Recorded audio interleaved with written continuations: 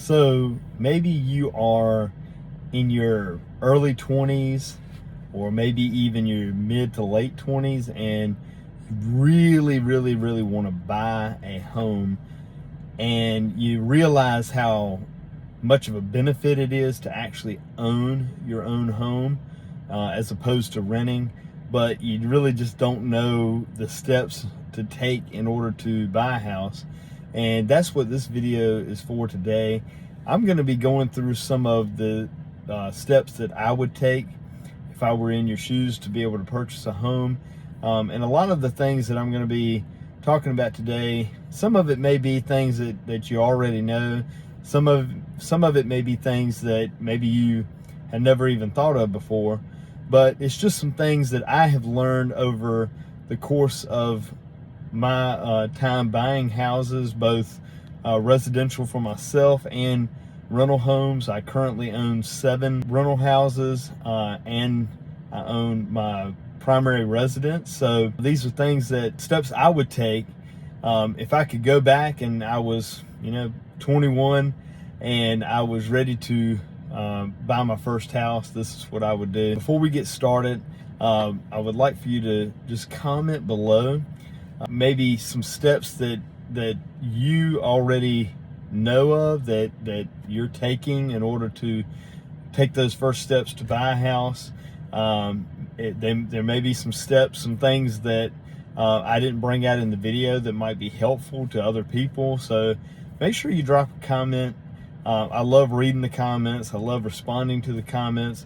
And so drop a comment, and also take a moment, if you find the videos useful or helpful, make sure you subscribe, make sure you like the video, and let's get into it. All right, guys, so I want to give you a little bit of a backstory of how I got started buying houses and actually buying my first primary residence when I was only 21 years old.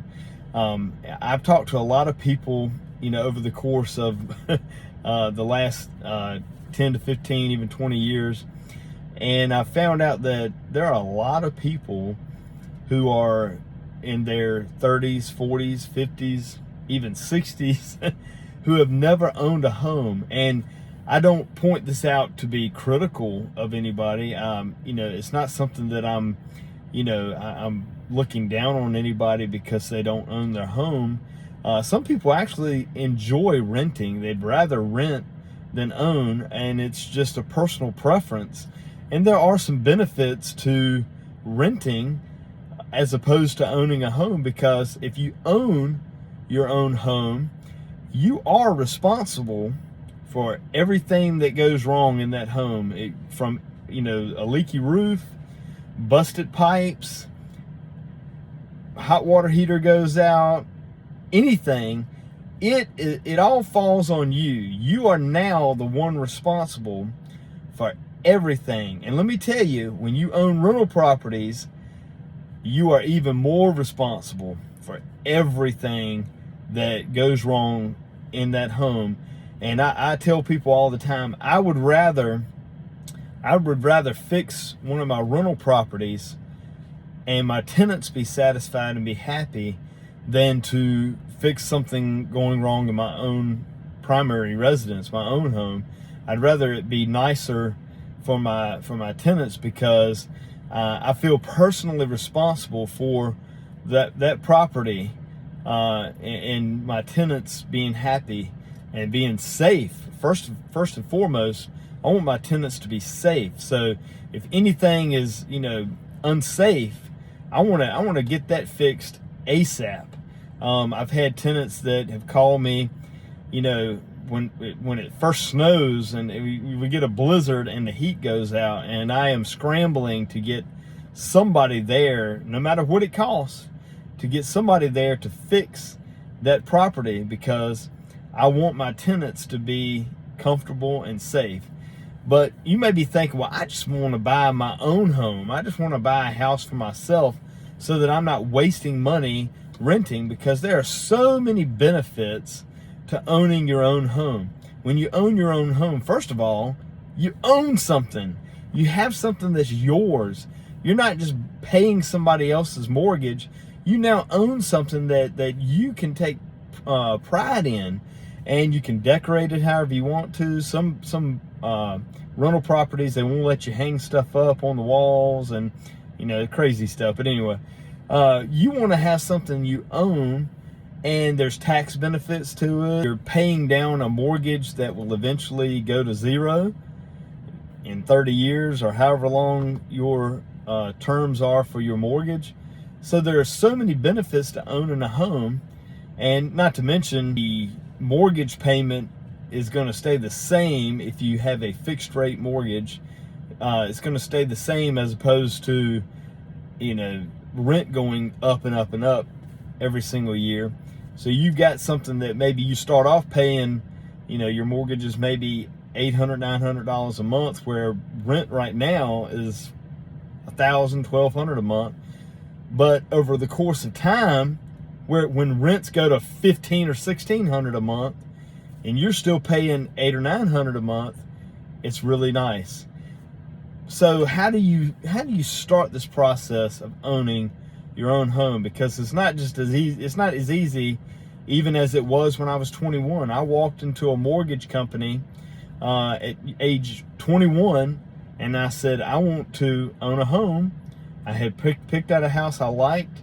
I asked them, what my payment would be, and I was able to very easily get a mortgage with hardly nothing down. Actually nothing down, and then I just had my closing costs that I wrapped into the mortgage, because I had no money at all to be able to come out of pocket. And so if I was doing it now, what steps would I take? First of all, credit is very important, and you need to be doing the right things to make your credit over 650. You want to get over 650. So what do you need to do to get it over 650? Make payments every month on time. Don't be late on your payments, number one. You want to use your credit. Don't just not use credit. That's a bad idea. You want to actually use credit, but you want to charge something, pay it off. Charge something, pay it off.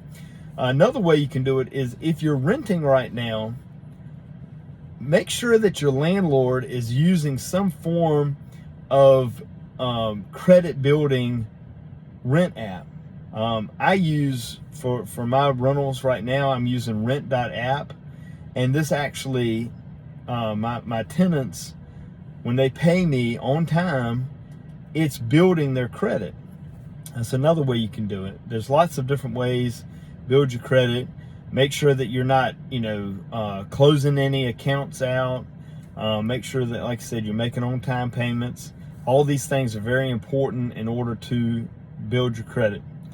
The second thing I would do is even if you don't feel like you're ready to buy a home, go talk to a mortgage lender or a mortgage broker, someone who is going to help you get a loan, and come right out and ask them, what do I need to do in order to get a loan? They may actually tell you you are ready. You are ready. They'll tell you the steps you need to take, but you might be more ready than you know. And they can help you out with, if you're not ready, what steps you need to take, and get a relationship going with these mortgage lenders, mortgage brokers. I have a great relationship with my mortgage broker. He's the one that I use for all my rentals. I go through him every single time. He shops around and gets me the best interest rate and the best mortgage for me. So make sure you are, you are developing that relationship with that broker. Make sure you're saving some money up, because you are going to need money for closing costs. Even if you get a, let's just say an FHA loan, and you can get in there with very little down, maybe 3% down or whatever, or maybe you have a VA loan. A VA loan is, if you're in the military, you get a VA loan, and that is 0% down. However, you're going to have to pay closing costs, and closing costs are around $5,000, maybe a little bit more, $5,000.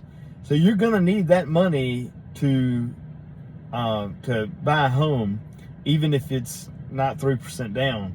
So I would say, make sure you have like between maybe $5,000 to $10,000, and you also need money for reserves. So make sure you have at least $5,000 to $10,000 set aside, and talk to that mortgage broker and ask them, what do I need? What am I going to need? Go talk to a title company. You're going to need to go through a title company and develop a relationship with the title company. I have a great relationship with the title company that I use for every single transaction that I do.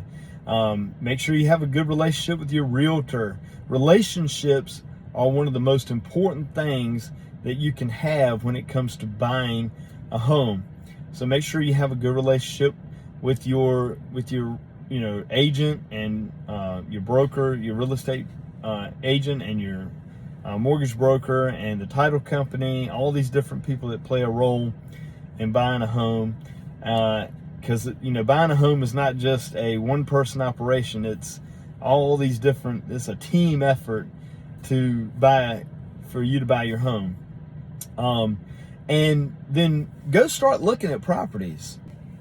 Don't be afraid to start looking at properties, even if you don't feel like you're ready. Again, you might actually be ready and you don't even know it.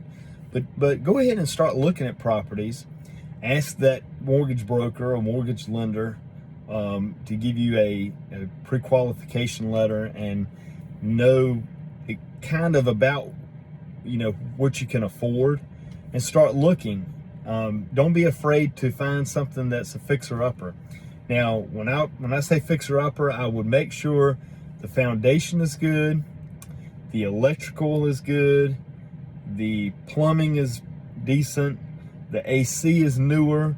When I say fixer-upper, I would kind of, at least for your first property, I would steer more toward properties that, need paint.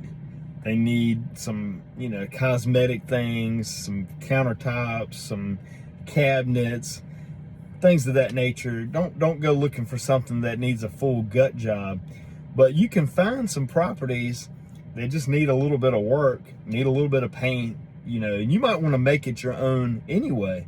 So don't be afraid to go buy something that maybe needs those cosmetic updates. And I believe you're going to be able to find something you're really going to like. And if you have a relationship with all those, the broker, mortgage broker, the, or lender, your agent, and your title company, and you're in talks with all these different people, you are going to have a good foundation for being able to buy a house. And make sure that you reach out to me. I have in the description below, I have a calendar invite that you can click on, and you can schedule a call with me, and I would love to help you out. I would love to be able to walk you through the process of getting everything going. And so just click the link below, and like I said again, make sure you like, comment, and subscribe. It really helps. And if you are really interested in rental property and what maybe it takes to buy a rental property, maybe some of the negatives, some of the things you need to be looking out for, click this video right here, and I'm going to teach you some of the things that you need to know about rental property before you get started, because there's a lot of important things that I don't want you to get into rental properties without knowing these things. So click this video right here, and we'll see you guys on the next one.